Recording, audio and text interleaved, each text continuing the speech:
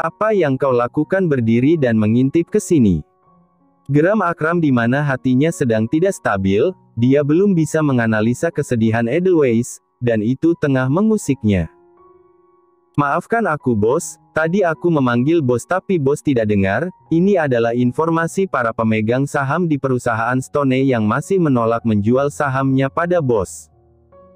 Seru Drake di mana dia memberikan berkas itu ke atas meja bosnya, bahkan saat ini Akram masih menatap layar komputernya dengan tatapan yang sangat tajam. Dan mengenai identitas gadis kecil itu, tim kita masih berusaha karena dokumen itu berasal dari berpuluh tahun lalu, jadi masih membutuhkan waktu. Menurutmu, kenapa gadis ini menangis sampai sesedih itu lagi? Ayahnya tidak mati dan terluka, kenapa dia menangis seperti ada yang mau mati? Tanya Akram menunjuk ke arah Edelweiss yang terlihat menangis. Menurutku kasih sayang antara dia dan ayahnya sangat kuat bos, jadi melihat ayahnya terlihat lusuh dan menderita seperti itu membuat hatinya sedih. Balas Drake juga tidak pernah memiliki kesempatan merasakan kasih sayang ayah dan ibu jadi dia juga kurang paham. Tetapi, secara teori dia masih lebih paham konsepnya dibandingkan bosnya yang sama sekali tidak paham mengenai perasaan itu sendiri. Sangat menarik dan membosankan, lama-lama aku juga akan menghukumnya jika dia terus saja menangis, hatiku ini terasa seperti diremas, dan itu sangat tidak nyaman. Geram Akram mengepal tangannya dengan kuat. Drake hanya bisa menelan salivanya gugup mendengar dan melihat itu. Drake juga belum pernah merasakan hal itu jadi dia juga bingung. Drake? Seru Akram lagi ke arah Drake yang sedang berpikir itu. Ya bos. Balas Drake langsung siap siaga dengan apapun yang akan diperintahkan oleh bosnya. Belikan sepatu paling nyaman dan mahal pada ayahnya. Kirimkan dokter terbaik untuk memeriksa kesehatan ayahnya. Oh dan satu lagi, bukankah para pemerintah korup di penjara di tempat yang seperti hotel? Buat ayahnya di penjara di tempat itu. Aku menyadarinya, hukum di negara ini terasa seperti sampah, orang yang mencuri untuk makan diadili dengan membabi buta, dan orang yang mencuri uang rakyat untuk perut sendiri, diperlakukan dengan sangat istimewa. Hal ini semakin membuatku muak dan jijik. Perintah Akram pada Drake, di mana hal itu langsung disanggupi oleh Drake yang memang adalah anggota mafia yang akan selalu ada di sisi Akram Granddawn. Siap bos, aku akan melakukan semuanya. Seru Drake hendak pergi dari ruangan bosnya. Drake. Tetapi Akram memanggil Drake lagi di mana Drake langsung menahan langkahnya. Bagaimana dengan Shin dan Kai? Bagaimana dengan misi mereka? Seharusnya seminggu lagi mereka sudah harus kembali bukan? Tanya Akram mengenai Kai dan Shin, anggota inti Mafia Dawn yang memiliki spesifikasi melakukan misi lapangan yang sangat berbahaya.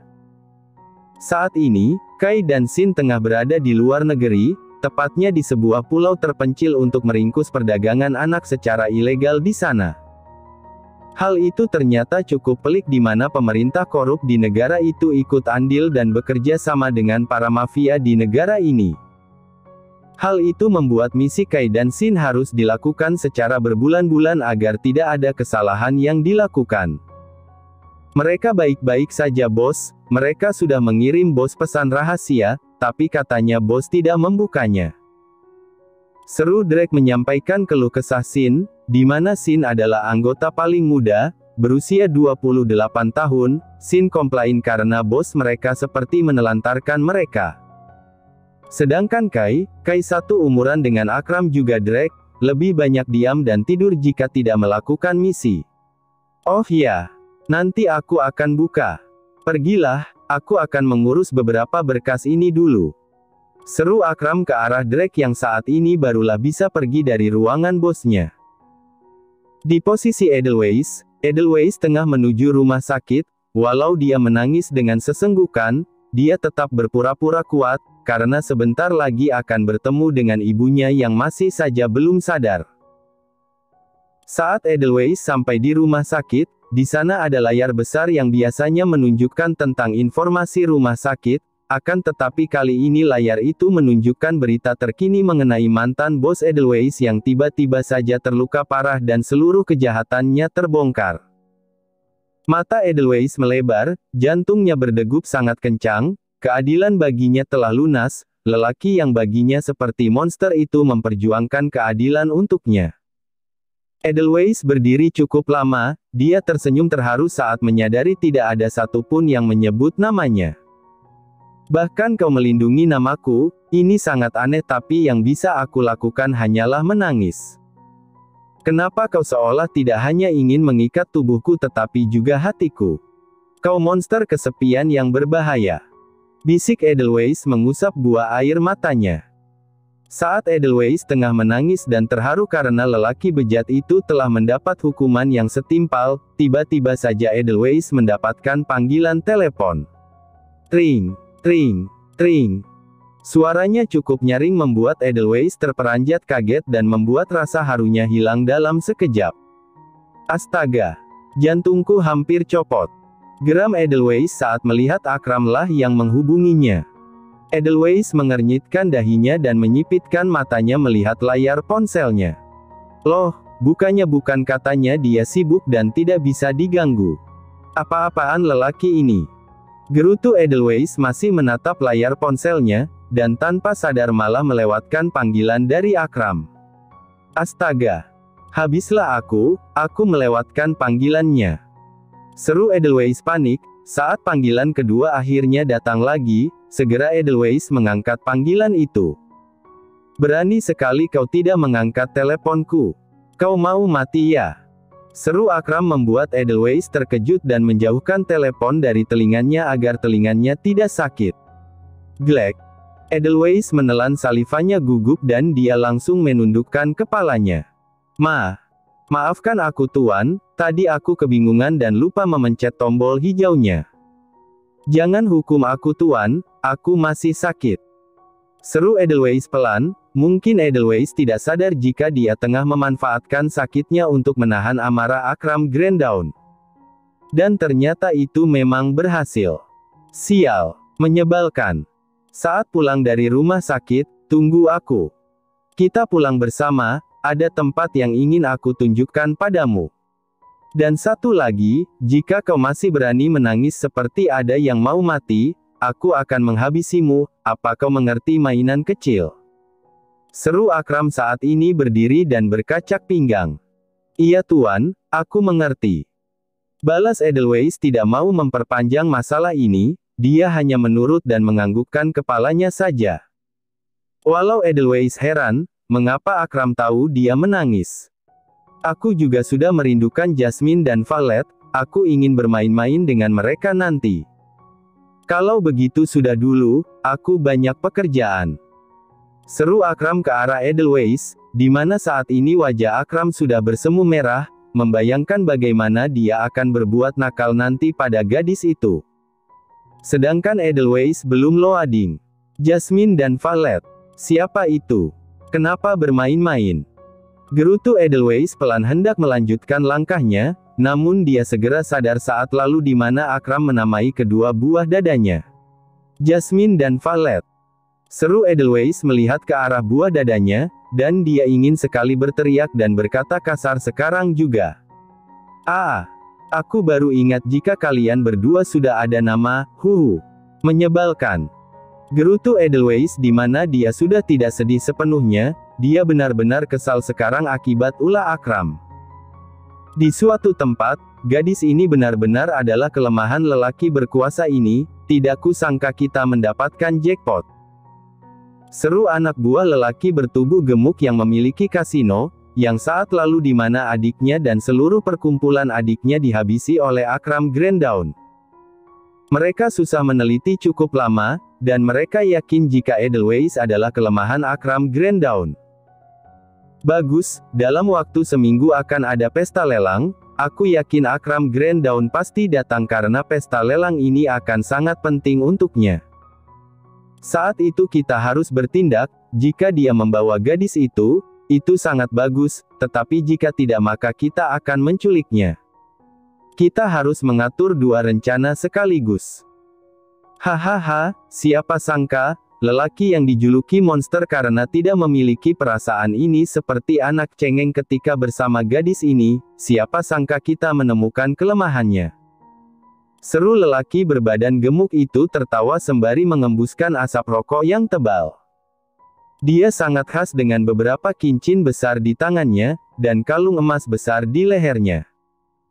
Dia adakah pemilik kasino terbesar yang pernah ada, dan dia telah meremehkan Akram dengan sebegitunya, kesombongan ini akan meruntuhkannya. Di saat yang sama, di rumah sakit.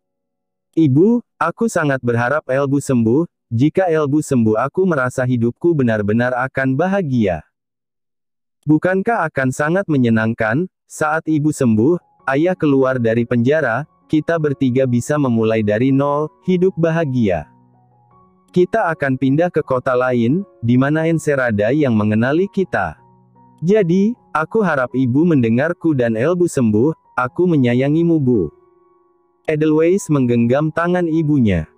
Ibunya masih saja belum sadar, sebenarnya penyakit ibunya adalah kanker otak, di mana hal itu membuat ibunya koma dan belum sadar hingga sekarang ini.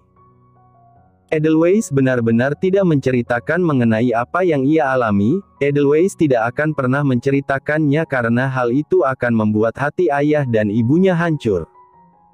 Waktu berjalan begitu cepat, sudah saatnya Edelweiss kembali pulang, sebentar lagi juga akan sore. Ah, aku harus pulang dan makan, aku lapar sekali.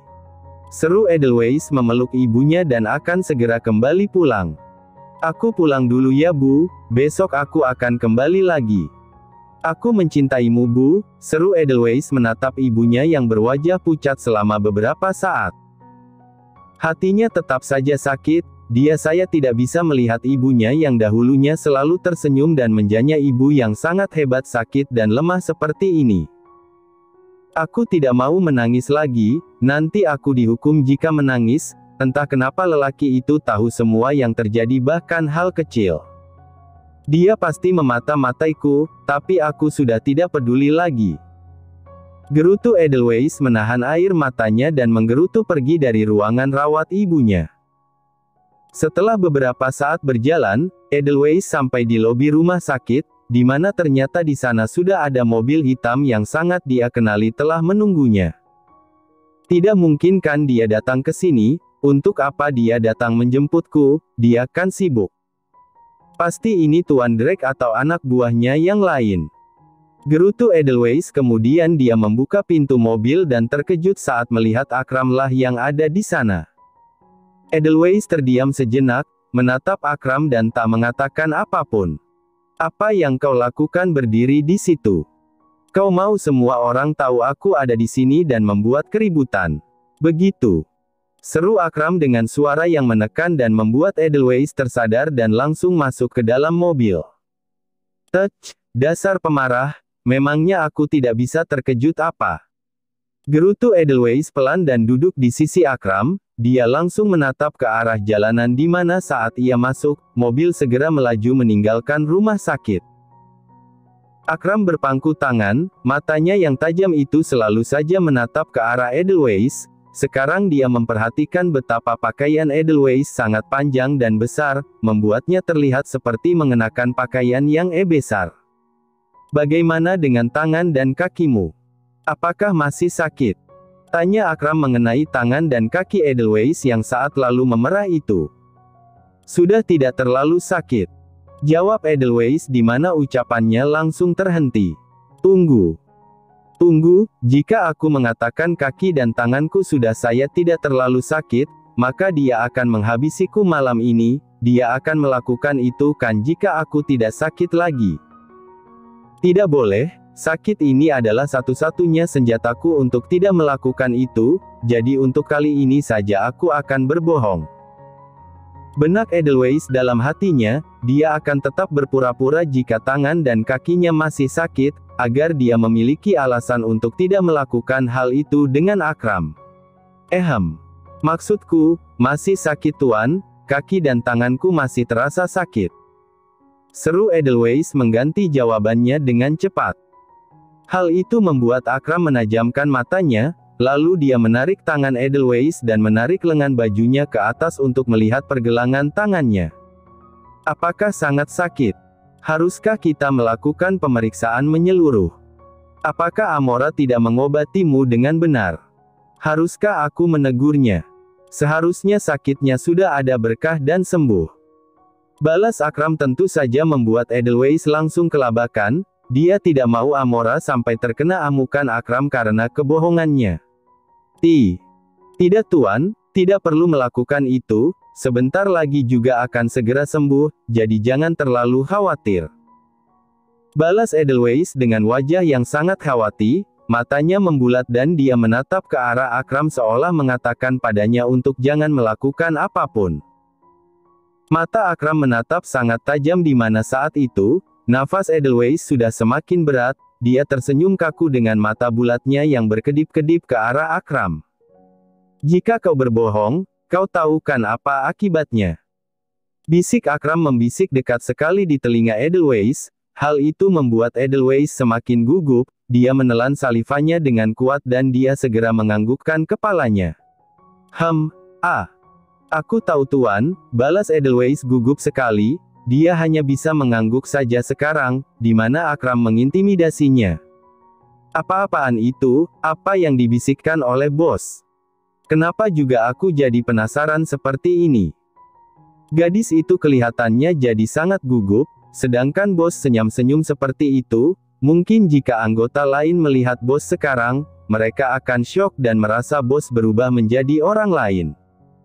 Tapi, aku masih sangat penasaran apa yang sedang mereka bisikkan tadi. Benak Drake di mana dalam hal ini bukan hanya Akram saja yang berubah, akan tetapi dirinya juga berubah menjadi lebih kepo dan ingin tahu apa yang terjadi pada bosnya sampai bisa berubah pesat seperti sekarang ini. Hanya dalam waktu singkat mereka tiba di dermaga dekat Villa Akram Granddawn, di sana sudah ada yacht disediakan oleh Drake. Akram ingin tenang sejenak, dia kelelahan dan ingin istirahat sebentar, dia ingin melihat matahari terbenam hari ini dari atas yachtnya, dia juga ingin ditemani oleh Edelweiss. Kenapa kita tidak pulang saja? Kita mau kemana tuan? Tanya Edelweiss masih berdiri di sisi mobil di mana dia sudah melihat ada yacht di atas laut itu. Berisik, sudah ikuti aku saja. Kau juga akan senang nanti. Seru Akram menoleh sebentar ke arah Edelweiss, saat itu angin laut menghembuskan rambut Akram, mata tajamnya terus saja menjadi hal pertama yang menarik darinya. Dek. Sial, dia tampan sekali saat menoleh seperti itu. Jika saja dia tidak semengerikan ini mungkin ketampanannya akan membuatku buta. Benak Edelweiss langsung menunduk saat menyadari betapa tampannya Akram saat ini, dengan setelan jasnya yang kokoh membuatnya terlihat sangat berwibawa. Lupakan Edelweiss, apa yang sedang kau bicarakan sekarang? Dia itu sangat menakutkan, bisa saja dia akan melemparmu ke atas laut nanti, jadi jangan pernah terpesona oleh ketampanan. Wajah tampan juga akan hilang kalau sudah tua. Edelweiss geleng-geleng kepala dan bergumam lagi dalam dirinya sendiri, dia berdiri terlalu lama di samping mobil di mana hal itu membuat Akram berdecak kesal. Apa yang dia lakukan gadis ini? Dia selalu saja mengasah kesabaranku, gerutu Akram kemudian melangkah ke arah Edelweiss dan langsung menggendongnya saja. Tuan! Seru Edelweiss terkejut saat dia tiba-tiba saja digendong oleh lelaki itu. Kalau kau bersuara lagi, aku tidak peduli kau sakit atau tidak aku akan langsung menghabisimu di atas kapal yacht itu. Geram Akram melangkah dengan cepat membuat Edelweiss langsung menutup rapat mulutnya dan hanya bisa terdiam dengan perasaan gugup. Dengan langkah yang cepat itu, keduanya sampai di dalam yacht dengan cepat, mereka juga melaju ke arah lautan yang nampaknya terlihat tenang hari itu. Hari juga semakin sore, Akram dan Edelweiss berdiri di ujung yacht melihat air yang terlihat sebening kristal, karena laut itu adalah laut dangkal. Edelweiss bisa melihat ikan berwarna-warni, ada ikan Nemo dan Dory juga di sana. Wah! Ada Nemo, ada Dory, ada ikan-ikan kecil yang cantik dan banyak sekali. Wow, aku ingin berenang, aku ingin melihat mereka lebih dekat. Lihat itu ada ikan berwarna-warni yang besar, wah. Cantik sekali. Seru Edelweiss. Berbeda dari keinginannya yang ingin diam dan menurut, Edelweiss malah menjadi sahabat bersemangat sekarang ini. Dia bahkan tak sadar menepuk-nepuk bahu Akram yang ada di sisinya untuk melihat ikan warna-warni yang ia sebutkan. Bagaimana tidak, bagi Edelweiss tempat ini seperti tempat liburan yang sangat indah. Dia tidak tahu ada tempat seperti ini di dekat kotanya. Tempat ini memang khusus milik Akram Granddawn, jadi tempat ini memang tidak bisa diakses khusus oleh orang lain. Baguslah, kau sudah tidak menangis lagi. Kau selalu saja menangis dan aku tidak suka, apakah kau tahu? Karenamu aku jadi memiliki beberapa rencana di kepalaku, beberapa pertanyaan. Bagaimana caraku untuk menghiburnya? Apa yang harus aku lakukan agar dia tidak menangis? Kenapa dia selalu menangis dan terlihat ketakutan? Pertanyaan-pertanyaan seperti itu ada di kepalaku, dan itu cukup berisik, jadi karena sepertinya kau suka dengan laut, aku memutuskan untuk memperlihatkan kamu ini. Bagaimana menurutmu? Tidakkah aku sangat hebat? Seru Akram di mana dia mengangkat dagunya melihat ke arah cakrawala, dia membusungkan dadanya dan dia terlihat sangat bangga pada dirinya sendiri. Membuat Edelweiss tersenyum dan bahagia seperti ini, dia merasa seperti menyelesaikan misi yang hebat, dia seperti mendapatkan kebahagiaan yang belum pernah ia rasakan sebelumnya. Wah! Semakin jauh kita semakin indah sekali, aku benar-benar ingin melompat dan berenang. Indah sekali di sini, aku mau setiap hari ke sini. Tetapi Edelweiss yang terlena dengan keindahan alam dan betapa cantiknya ikan-ikan itu tidak mendengar Akram. Suara angin juga membuat suara Akram tidak terlalu didengar oleh Edelweiss. Hei, kau dengar tidak? Seru Akram merasa diabaikan, saat ini dia merasa seperti sedang diselingkuhi. Edelweiss jauh lebih memilih pemandangan itu dibandingkan dirinya. Edelweiss. Seru Akram di mana saat itu Edelweiss barulah menoleh ke ayahnya. Dengan senyuman yang ceria, Edelweiss menoleh ke arah lelaki yang sudah hendak marah itu karena baru diabaikan. Tuan, terima kasih ia sudah membawaku ke sini. Tempat ini sangat indah, setidaknya di hariku yang sangat buruk, aku bisa tersenyum seperti ini. Walau Tuan suka membentak dan menekanku, tetapi Tuan membawaku ke tempat indah seperti ini, rasanya aku seperti melarikan diri dari kehidupanku yang pahit. Terima kasih ya Tuan. Seru Edelweiss dengan polosnya, ada genangan air mata di mata bulat gadis itu. Rasa terima kasihnya yang polos dan naif membuat Akram terdiam, waktu bagi lelaki itu lagi-lagi terasa berjalan begitu lambat. Terima kasih. Tetapi kenapa? Kenapa berterima kasih? Bukankah aku mengikatnya di sisiku? Lalu kenapa berterima kasih untuk hal kecil seperti ini? Gadis ini selalu membuatku bingung, tetapi ada sesuatu yang meledak di hatiku sekarang, dan aku ingin benak Akram di mana dia langsung menarik tangan Edelweiss dan juga memeluknya dengan sangat kencang. Menciumnya dengan kuat. Bisiknya lagi langsung meraih dagu Edelweiss dan menciumnya dengan kuat kali ini. Edelweiss sampai terkejut, matanya melebar namun dia tidak akan bisa melarikan diri dari ini. Ciuman itu terjadi dengan sangat hebat, ciuman ini berbeda dari ciuman yang biasanya, ciuman yang penuh dengan gairah seperti biasanya. Ciuman ini lebih seperti ciuman luapan perasaan yang tidak dikenali, perasaan yang meledak di dalam dirinya. Dan satu-satunya cara untuknya menggambarkan perasaannya adalah dengan mencium gadis ini. Di sisi yang lain di sebuah hotel pribadi, jangan sampai ada yang tahu hal ini, apalagi suamiku, aku melakukan ini karena aku benar-benar kesepian. Seru Faya mengenakan pakaiannya, dia telah terjebak dalam rayuan Baron, lelaki muda yang memiliki rencananya sendiri mendekatinya. Baron yang hanya mengenakan handuk dan bertelanjang dada itu langsung memeluk Faya dari belakang. Tenang saja sayang, tidak akan ada yang tahu kecuali kau dan aku, Aku melakukan ini karena memang tertarik padamu saat pertama bertemu, menurutku kau sangat cantik dan menarik. Balas Baron, di mana semua itu tentu saja hanyalah tipu muslihatnya untuk menggoda Faya.